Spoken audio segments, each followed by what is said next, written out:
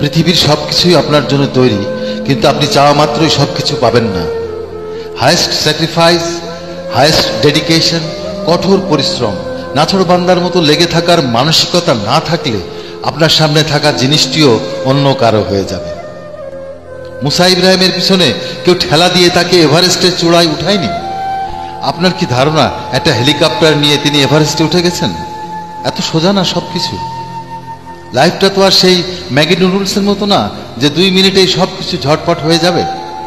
আপনি যখন ডিপ্রেশনে চিপায় পড়ে হাত পা গুটিয়ে বসে থাকেন, অন্য কেউ তখন প্যাশন নিয়ে কাজটাতে নাছোড়বান্দার মতো লেগে থাকেন। পরাজয় নিশ্চিত জেনেও শেষ গোলটা করার জন্য শেষ ন্যানোসেকেন্ড পর্যন্ত চেষ্টা করার নামই স্ট্রাগল, আর এর বাইরে বাকি সব ফাও। সাঁতার না জানা কাউকে যদি পুকুরের মাঝখানে ছেড়ে দেন, দেখবেন সেও হাত পা ছোড়াছুড়ি করছে। আপনি সাঁতার জানেন না, এটা প্রবলেম না, কিন্তু বাঁচার জন্য অন্তত হাত পা তো একটু ছোড়াছুড়ি করবেন। নাকি অন্য কেউ এসে আপনার হাত পা ছোড়াছুড়ি করিয়ে দিবেন? আপনি মেসির মতো চ্যাম্পিয়ন হতে চাইবেন, কিন্তু অপোজিট টিমে রোনালদো থাকলে আপত্তি জানাবেন। এটা কেমন সম্ভব? আপনি সচিন টেন্ডুলকারের মতো জনপ্রিয় ব্যাটসম্যান হতে চান, কিন্তু মালিঙ্গা বল করলে খেলতে আপত্তি করবেন। তাহলেই তো হবে না বস। লাইফে অনেক বড় কিছু হতে চান, অথচ অনেক বড় ঝামেলা আসলে আপত্তি জানাবেন। তা তো হয় না ডিয়ার। আপনি যত দামি গাড়ি নিয়েই রাস্তায় নামেন না কেন, ওয়ার্ল্ড ফেমাস যে ব্র্যান্ডের গাড়ি হোক না কেন, স্পিড ব্রেকারে তাকে হালকা একটু থামাতেই হবে, লালবাতির সিগন্যালে আপনাকে দাঁড়াতে হবেই। তা সে লক্কর ঝক্কর বাসই হোক কিংবা মার্সিডিজ বেঞ্চ। একটা 25 মার্চের কালো রাত্রি এসেছিল বলেই আমরা একটা 16ই ডিসেম্বরের বিজয় পেয়েছি।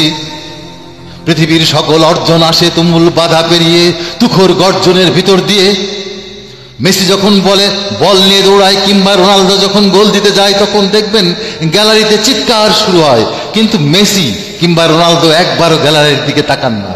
তাকে গালি দিলেও না, প্রশংসা করলেও না, কারণ তার ফোকাস দর্শকের মন্তব্য না, তার ফোকাস গোলপোস্ট।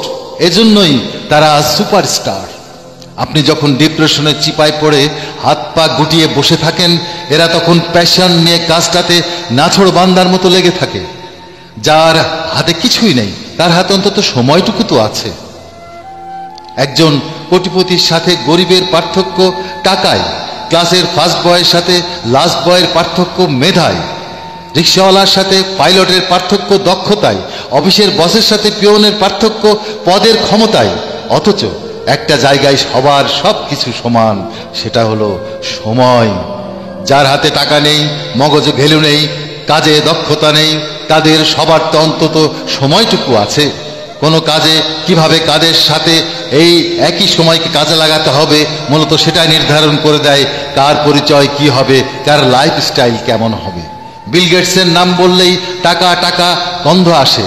আব্দুল্লাহ আবু সাইদ স্যারের কথা বললেই জ্ঞানের একটা ভাবনা আসে। আইয়ুব বাচ্চার কথা বললেই গিটারের একটা সুরের কথা মনে হয়। আপনার নাম বললে কারোর মধ্যে কি সেরকম একটা ভাব আসে? বুঝতে পেরেছেন ঠিক কি বোঝাতে চাইলাম? যদি কিছু একটার অভাব বোধ করেন, তবে আপনি বুঝেছেন আপনার নিজের ব্র্যান্ড ইমেজ কি।